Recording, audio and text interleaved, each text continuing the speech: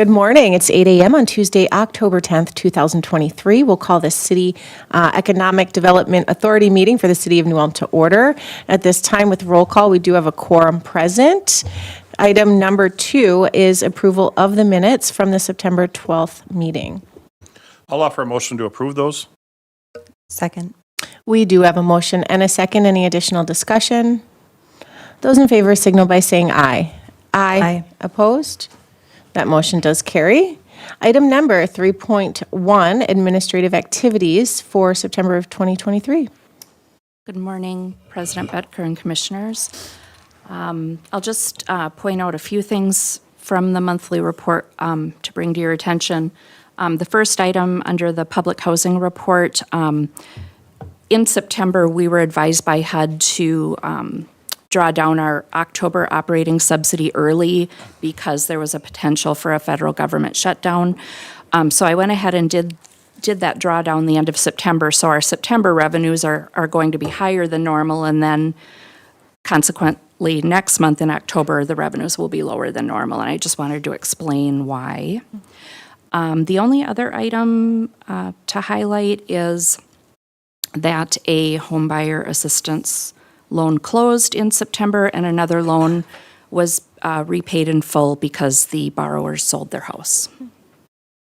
Very good, thank you. I make a motion to accept the Economic Development Authority administrative activities for the month of September 2023. Second. We do have a motion and a second. Any additional discussion? Those in favor signal by saying aye. Opposed? That motion does carry. Item number 4.1, the payment standards for Section 8 Housing Choice Voucher Program. All right, Commissioners, this is an annual item. The Department of Housing and Urban Development, or HUD, issues new fair market rents for each county on an annual basis about this time every year. Fair market rents are gross rent estimates that include rent and tenant-paid utilities. And our Section 8 program uses the FMRs for Brown County, Minnesota. That's the area we serve with our vouchers. You can see the new FMRs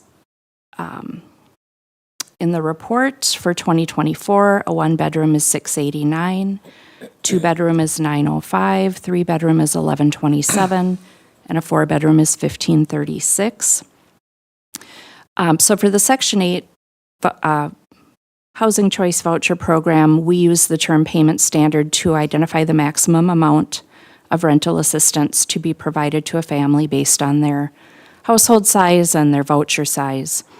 HUD allows us to set the payment standards for our program between 90% and 110% of the established fair market rents for the service area. With the new fair market rents, we are recommending to set the payment standards at, I have them set at 103% of the FMRs. Last year, we brought them all the way up to 110% because people were having difficulty finding rentals. We feel like rents in the area have somewhat stabilized, so I'm bringing them down to 103% to keep them more in line with the actual fair market rents.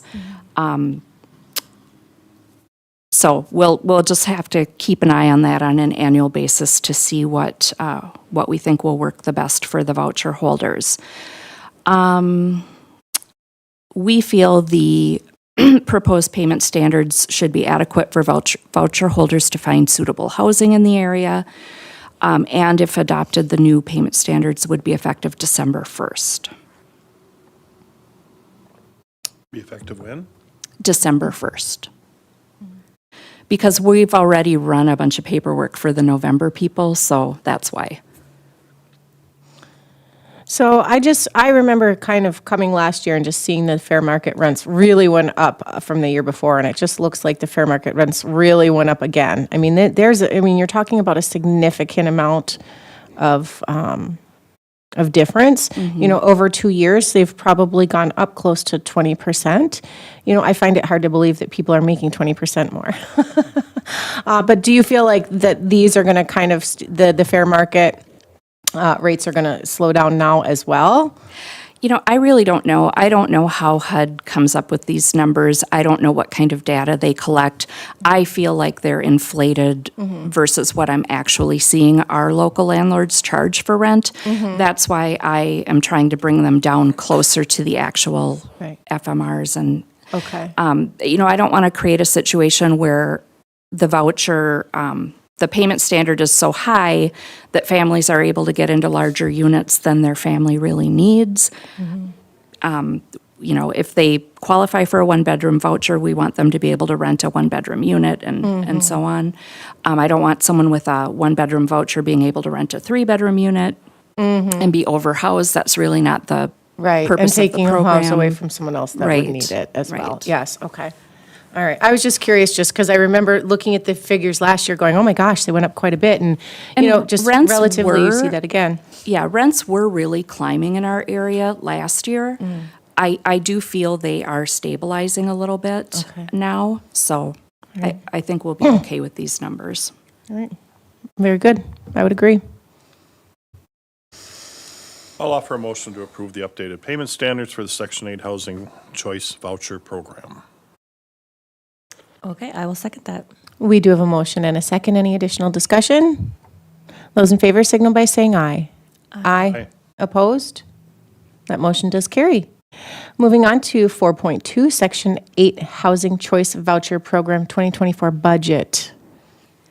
All right, again, another annual item. HUD requires us to pass a budget for the Section 8 program every year. We operate on a calendar year, so this is the time we're passing our budgets. If you follow the news in the federal government, they passed a continuing resolution. We don't know what our budget will be for next year, so we always just take our best guess at it based on the information we have. So we look at our year-to-date activity for the current year and then do our best to project a budget for the upcoming year. As you know, for many, many years with this program, the primary issue has been inadequate funding. We are able to utilize significantly less vouchers than we actually have due to insufficient funds. We have 127 vouchers to serve Brown County. We've been able to fund an average of about 104 vouchers to date this year. We expect that to remain fairly stable in 2024 based on our current cost per voucher and anticipated funding projections. So attached is the proposed budget for January through December 2024. The revenue section includes the housing assistance payments and administrative fee funds that we get from the federal government. And then the expenditures for the program include administrative costs such as staff time and office supplies, as well as housing assistance payments to landlords. Any questions on the budget?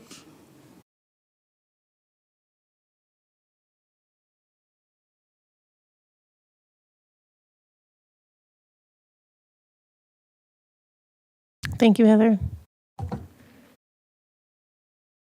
With no questions, I make a motion to approve the Section 8 Housing Choice Voucher Program 2024 budget. And it is a resolution. I resolute.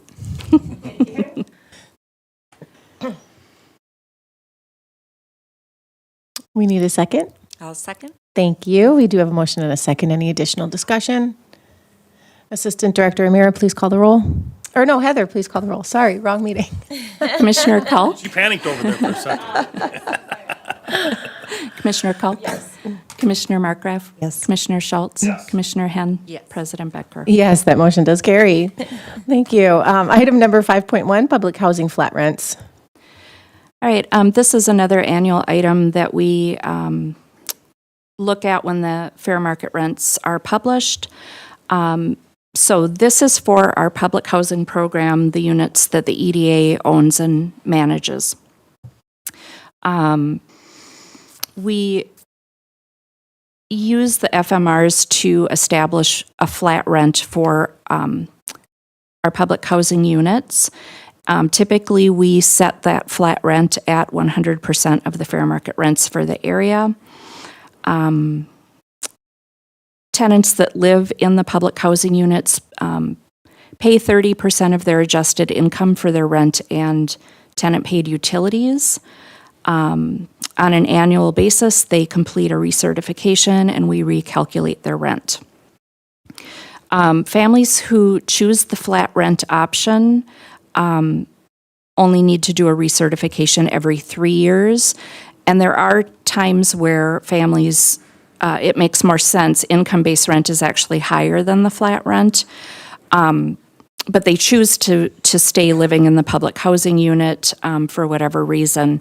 We like to keep the flat rents in line with the fair market rents to encourage our renters who can afford it to move into the private market and open up that public housing unit for someone who needs the rental assistance. So you can see the proposed rents.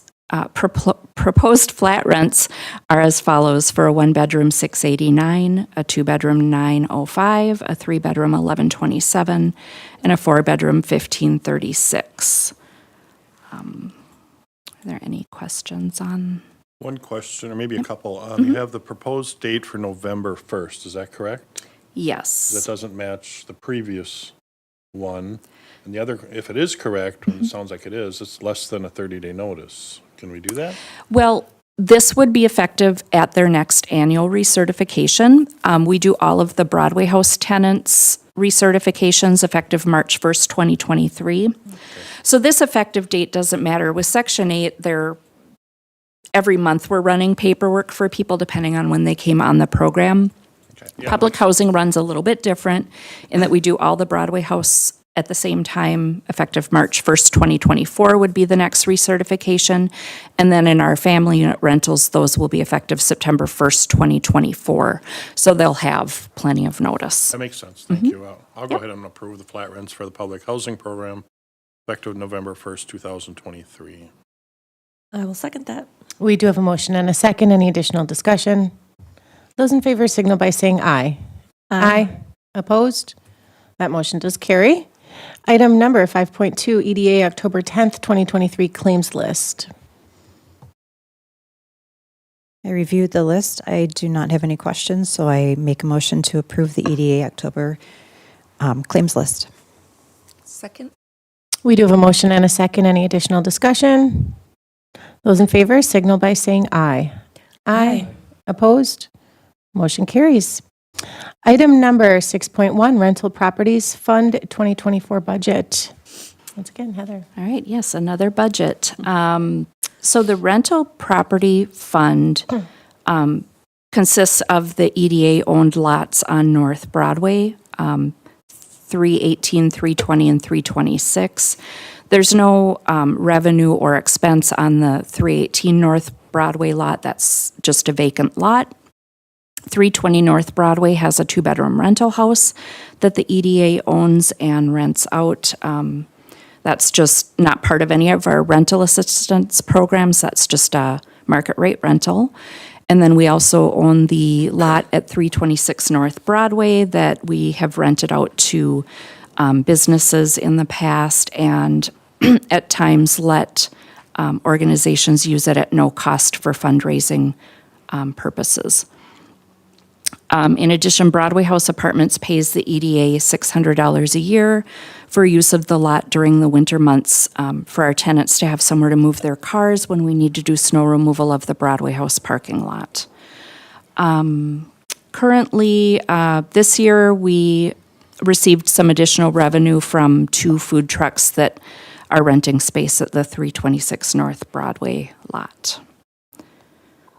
It's a pretty simple budget. Small budget.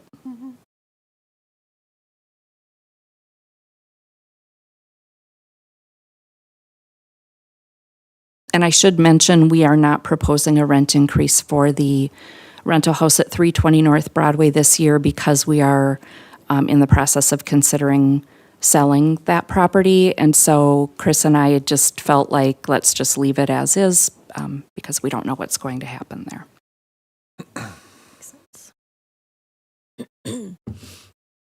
I will offer the resolution to adopt the 2024 budget for Rental Properties Fund. Second. Thank you. We have a motion and a second. Any additional discussion? All right, Director Bregel, please call the roll. Commissioner Kalk, Yes. Commissioner Markgraf, Yes. Commissioner Schultz. Yes. Commissioner Henn, Yes. President Becker. Yes, motion carries. Item number 7.1, 2024 Garden Terrace budget. All right, our final budget for the year.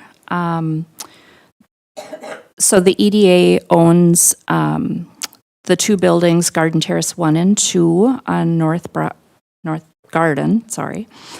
So this is the 2024 proposed budget for those properties.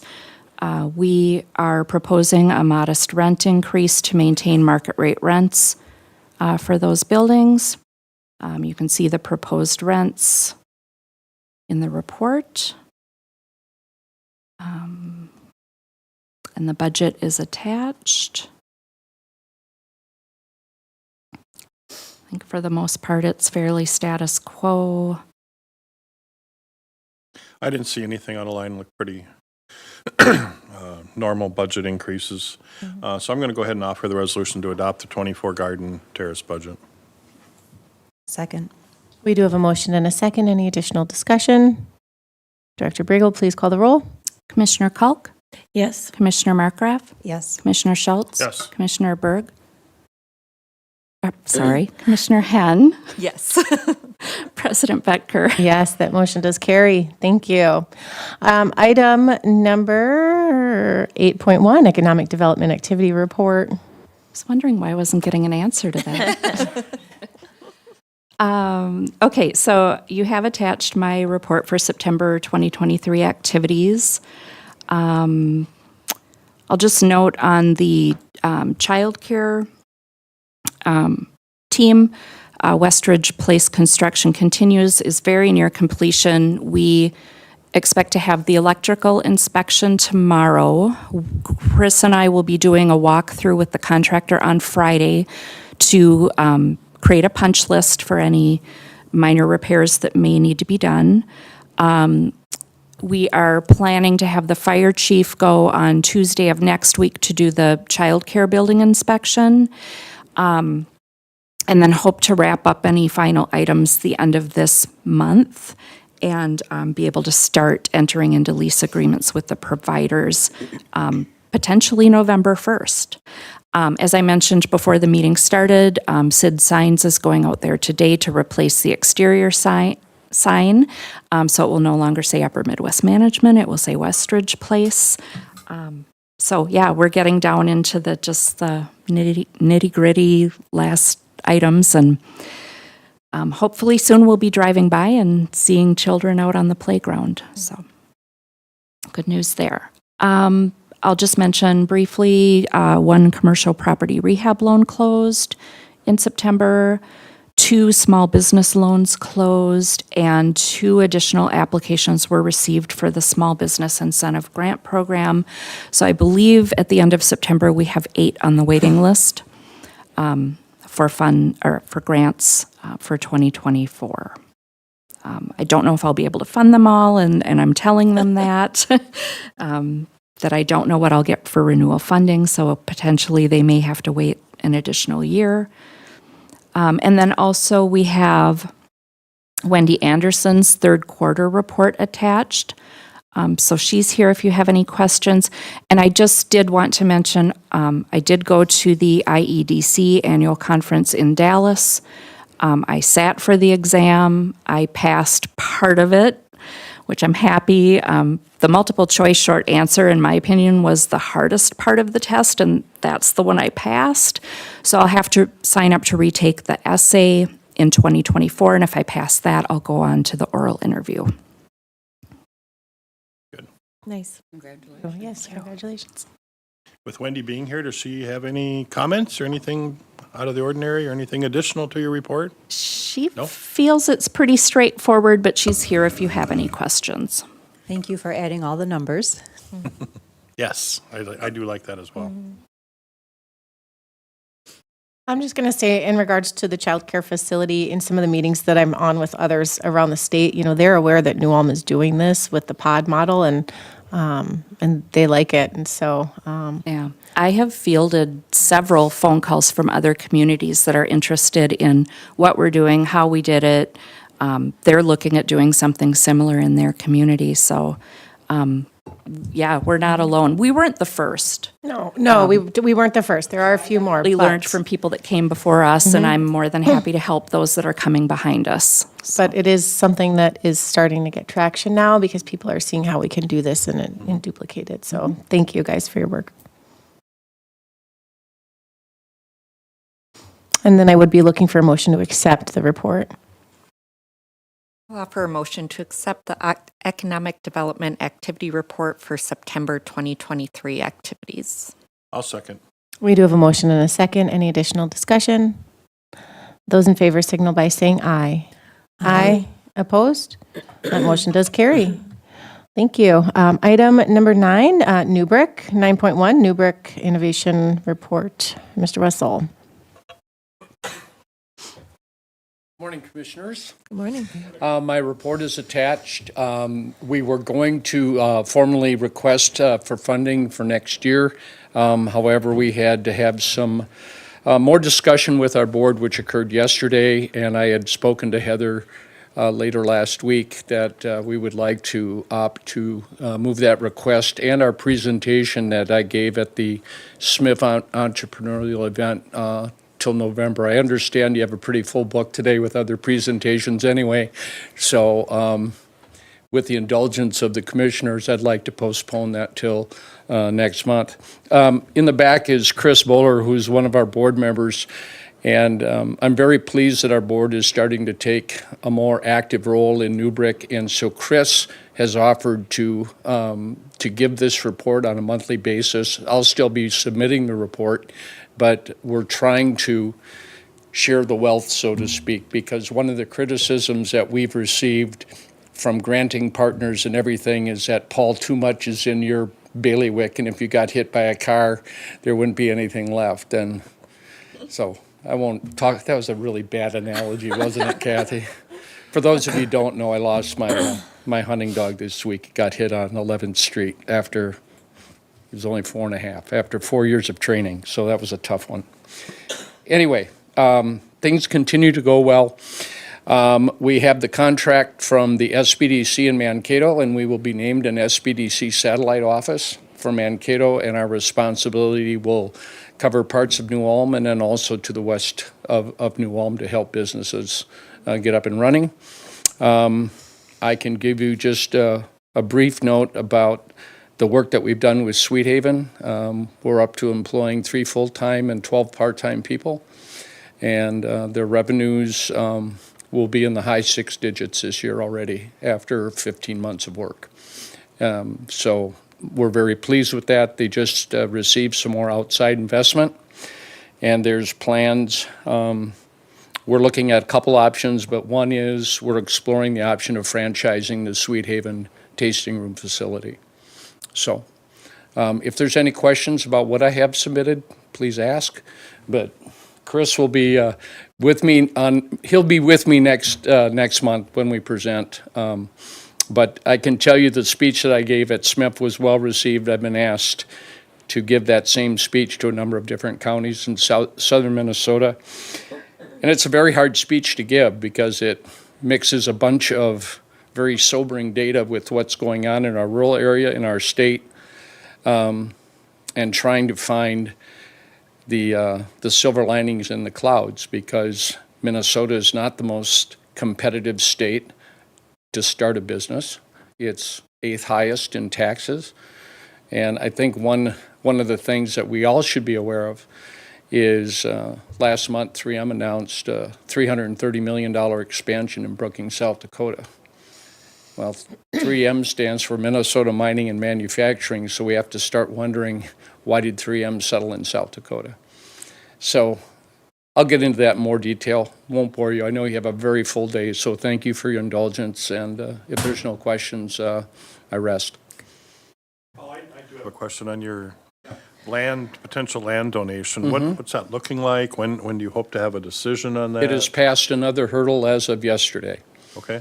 I can tell you that the corporate offices, for those of you that don't know, there's been a lot of news recently about some environmental lawsuits that have been happening with that organization. There was a $10 billion fine against them. And so they were very judicious about making sure that land contained no contaminants or anything or potential data that would allow people to come back and sue them, basically. So where it sits right now is that it has passed that hurdle, and now it goes on to divisional approval, which is in Brussels, Belgium. So my question would be, is there anything we can do to help with that? A letter of support or something like resolution or? Well, right now, I will, first of all, thank you. And as we continue to work together, the collaboration is going to become more and more important. Where it sits right now, I just happen to be going over to the Netherlands in November, and I will go down to hopefully Brussels, Belgium, and meet with the district president, who's in charge of the largest division at 3M. But right now, no, but thank you, and that's not like I don't want any of your help, but if we need it, we will ask, for sure. Perfect, thank you. Okay, thank you. I have two things that I would like to see for future reports for sure, but I would like to hear about as well. According to our agreement, we do expect Newbrick to work with the city and with the chamber, and I'd like to see like how that collaboration is working in reports and how everybody's working together. And I think it's something we all need to work on, not just Newbrick, but I think the city as well as the chamber needs to work to make sure we're all in step together rather than piecemealing and everybody's in their own silo. I would like to see some more of that in this. And then I'm a numbers person, ask Wendy. I would like to see how many businesses are being helped by Newbrick each month, or how many have you helped this year, and just get some idea of what kind of impact is Newbrick making with local businesses. I see the big picture and all the big things you're doing, but I'd also like the smaller, we've helped this many businesses and we've done this with them. Yeah, very good. That's fine. I just mentioned Sweet Haven, which I think is probably the biggest business that has been started in New Ulm this year. And its revenues are on a rocket ship. So I think that speaks for some of the work that we've done.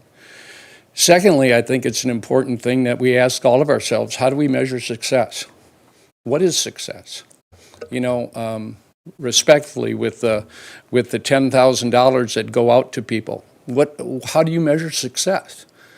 Are you adding jobs with those $10,000? Are you keeping businesses alive with those $10,000? And the reason I ask that question is until we come to an agreement on what success really means, how do you measure it?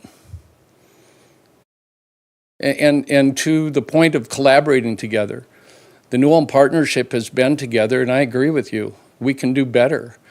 The thing is, we have bylaws, but we have no enforcement to those bylaws. It's great to have an operating agreement and things like that, but there's no meat to it. So how do we get there? That's the point. There's got to be a leader in that group. And so, if you look at every other community that's doing well, they have a cohesive strategy with the different groups. Hutchinson, Red Wing, Owatonna. We don't. So we're willing. I think, every time I've presented, I've recognized the city of New Ulm for their support. Every time. And I continue to do that. So how do we move that forward? And it's going to take all of us getting in a room and just saying, okay, this is what's going on. Because the clock's ticking. And we're behind.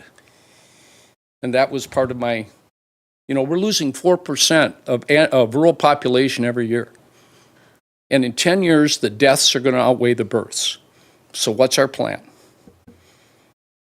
Go ahead. I have a question specific to Sweet Haven and what the, is that business specifically under the umbrella of Newbrick as a project, or what is that relationship like? And Sure. if you're finding that Newbrick's providing a lot of knowledge, benefits, resources specifically to that business, when we talk about replicating and duplicating what's working, how are we spreading those resources amongst Sure. everybody and not focusing Sure. in on one specific business? Yeah, I think there's a couple of things that I can point to, and, people know that I have part ownership in Sweet Haven. That's not a secret, and I disclosed that to my board, and that was approved by my board. I'm also an investor in Sweet Haven, and that's fine. But there are some basic things that you can take away. Number one, I think one success component is getting an outside board of directors that has a much higher reach into connections, into money, and things like that. I put Sweet Haven's board together from people outside of New Ulm, and last month, those board members kicked in a significant amount of money to take us to the next level. I think that that's critical, because if we maintain our position in New Ulm and just have people from New Ulm, we only benefit from people in New Ulm. And there's so many people with outside connections, and I've showed you at the Corey event, for those of you who went there, that we have connections with people whose net worth exceeds $500 million, who came from New Ulm. And so I did that same model when I had my private companies, but if you can get an outside group of a board assembled, because they can help analyze what's your go-to-market strategy, what's your distribution channel, who's your supply chain, who's doing all that, and you accelerate that, Lindsay. Realistically, it can be hard for small business owners to find a large group of people willing to grow their business for free. So I think it's heavily dependent on the business. And my question is more to how do we take those efforts, and it's going to vary business to business. Some principles remain the same, but making sure that those efforts are widespread. Sure, and I think one of them is doing a pestle analysis or a SWOT analysis or a gap analysis, however you want to call it, right away, to look at your strengths and weaknesses and opportunities and threats. And then that will define what your TAM is, your total accessible market. So for businesses in New Ulm, they can reach out to Wendy and know I can talk to Wendy about this, that, and whatever topic, or the SBDC has these resources if I'm looking for more advertising or cash flows or things like that. Right. So I think Newbrick providing those types of more specific resources across the board. Yeah, I think It's heavily focused right now, I think, on Sweet Haven, which is great, and we're all glad they're doing well. Right. But making sure that those efforts aren't solely focused on one business. Sure. Well, the point taken. As we have talked in the partnership, there were natural swim lanes developing, and because of my background in factory automation and robotics, I migrated toward manufacturing, which has been 90% of my focus. Yeah. And that's where I think when we talk about collaborating, it's not even just the people on these committees that have frustrations or things to work out. I mean, I hear all the time from business owners, community members, who's doing what? If I have this question, is it a chamber thing? Is it a city thing? Is it a Newbrick? And that's where if we don't come together and provide a whole model for that, Sure. it's and just that going to get- continue to cause confusion and frustration. I agree. And that gets into swim lanes, as I talked about a year and a half ago, that, let's align with our strengths and who's good at doing what. And there is crossover. And it's okay, because I know everybody here is well-intended. They want to see New Ulm prosper and grow. But you're right, Lindsay, until we get down to say, okay, Newbrick does this, EDA does this. The general guidance has been Newbrick, You understand manufacturing, and listen, we wouldn't have gotten to where we were with 3M had it not been for my background in automation and robotics, because we introduced Project Lead the Way, and I understand 3M corporate, and that's the other thing. When you have corporate entities here, like Parker Hannifin, Firmenich, and 3M, I believe we need a relationship not only with the local plant, but up a level at corporate, so we understand what decisions are being made up there, which are going to affect the plant in the local area. And we've never done that. I'm not going to say we've never done that. We definitely have done that. I really. In what regard, please? Well, even when Brian was working here, just working and in chamber, establishing relationships. And it's very important for us to have those manufacturers here and to understand that we do appreciate them. What I would really like to see as well is, like Lindsay said, is making sure that we have clear communications. I just feel like these silos continue. And as we are looking to expand, I don't want our community to be in a situation where we have egg on our face because it's like I'm working with Paul or, I'm doing something with the EDA, and I know that we can do a better job here. And if Newburgh is really focusing on manufacturing, well, then maybe you retitle something that indicates that and not a business resource innovation center. That makes sense. And then, as Michelle noted, if we are looking for numbers, we would like to see some numbers. I know that it's hard and that we're looking at some very big picture things here. But, what is Newburgh doing to reach out to other businesses and what resources are available for them as well? I'd just like to make a comment. When I was elected mayor, and one of the first things I did was to take a look at the documents that established the New Ulm Partnership and asked why certain persons are sitting at the table, why were they included? And then, more importantly, what is our strategic plan moving forward? Like Paul said, what are the strengths and weaknesses of all of us at the table, and how do we come together with a plan so we have a roadmap or a blueprint that we all know what we're doing and what we're responsible for? And the end result of that kind of a plan has to do with identifying the strengths and weaknesses and then the needs of the city of New Ulm, period. What do we go after that is going to grow us collectively as a community in all areas of economic development? I don't think we've sat down and done that because, at least what was shared with me, is this is only a 2-year organization, and part of it coming to the table with our silos is you don't build relationships until you sit at the table and have conversations. And then you move forward together with mutual respect and understanding of one another's strengths and weaknesses. So where I'm sitting is looking at this New Ulm partnership, which brings to the table different entities working on economic development, and that we respect one another in that process, identify our strengths, and move forward. And I'm hoping to see that happen in 2024, because it hasn't happened yet. And we struggle to figure out who we are and where we're going sometimes within that body. And there's more meat out there than what's at the table, in my opinion.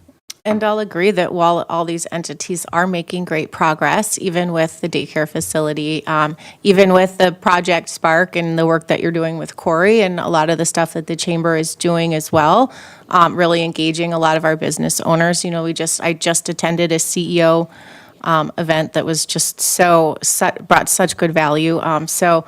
There's good things going on, but I just feel like there is a disconnect on, the direction.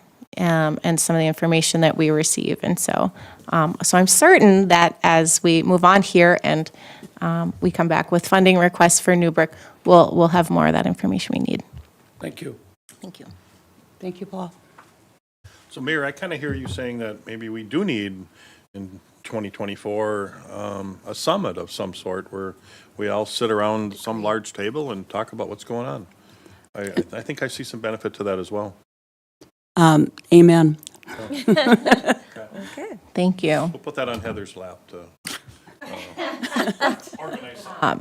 So good discussion on the Newburgh report. Can I get a motion just to receive this report? I'll move it. Second? Okay, we do have a motion and a second. Any additional discussion? Those in favor? Yes, Can you come up to the podium? yes, yes, welcome. Sorry, I apologize. I didn't know you were planning to speak.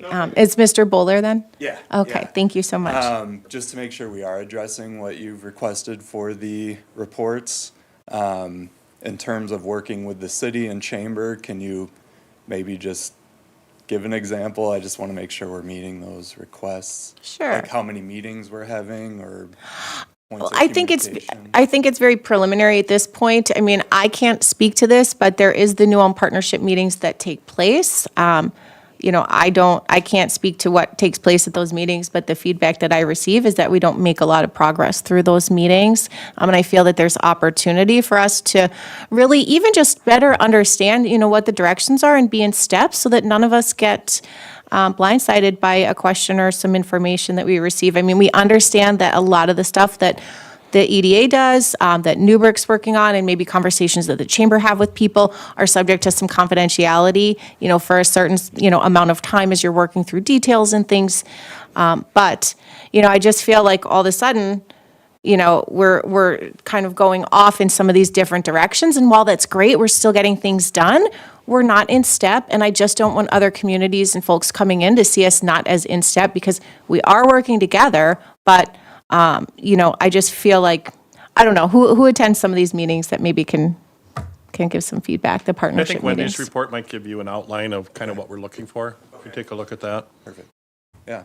No, Yeah, it's not something that we want to, you know, do all the time, but I really think that we do need to come together and just really, you know, have those conversations and just get in line. And maybe I'm alone in how I'm feeling, but I don't think that I am.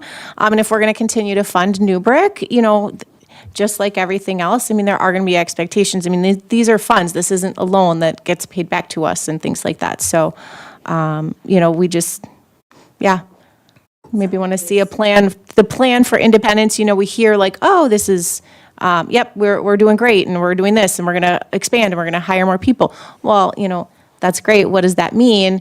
And then is there a point, because we don't give money to the chamber anymore. So, you know, we would just kind of like to see that plan for independence and to make sure that it aligns with, I guess, if we're continuing to give And them just money. looking at the agreement that was signed and the things that Newbrick said they would provide, Okay. that's what I'm looking for, is how have you provided what you said you were going to provide? The things you're doing are great. They're not all in alignment with the agreement. So I'm not saying don't do those, but show us how you've done what you said that you would do. Okay. No, and if there's specific information too, just let us know and we'll try to dig it up and we'll take a look at that agreement before the next meeting. And we do very much appreciate the financial course. support, of course. So I look forward to working with you and attending these moving forward. Thank you so much. Mayor or commissioners, any additional comments? I would just say, you know, looking at the report, you know, everything on here is fine, but there's nothing, you know, and I think what there's pointing at is there's nothing in here saying, you know, we worked with the city on X or we worked with the chamber on Y. So, you know, again, if there are, you know, some things that you can just throw in there is, you know, we met with the city to help X, you know, get through that process or something like that.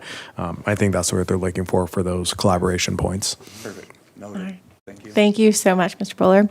We do have a motion and a second. Is there any additional discussion? Those in favor signal by saying aye. Aye. Opposed? That motion does carry. Moving on to other business, section 10.1, consider approval of Westridge Place change order number 8. Yes, thank you, President Becker. The EDA approved a contract for the Westridge Place rehab to R.W. Carlstrom in the amount of $419,000. At that time, we were also approved for a 10% contingency, which amounts to $41,900 for any change orders that may come up during the construction process. Unfortunately, we have gone through that 10% contingency, and now any change orders will need board approval for the additional funding that they will require. So I don't know how the plan changed from what we were presented with to what went through the bidding process, but we had asked for 2 fenced-in playgrounds, and the plan that went out to the bidders only included 1 fenced-in playground, and I was not aware that that change had been made. I didn't see the plans that went out to the bidders. I assumed it was what I had been shown. So when I was out there looking at the project and I was looking at the playground and saying, okay, where's our other one? And they're like, well, the plans only have 1. I said, well, I'm going to need a quote for a second fenced-in playground because that's what we wanted. That's what we've promised our providers. I've ordered playground equipment for 2 playgrounds.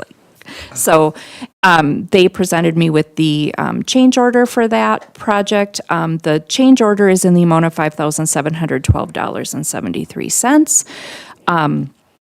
We have a little bit of that 10% contingency left, but I will need an additional $4,189.31 above that 10% contingency to approve this change order.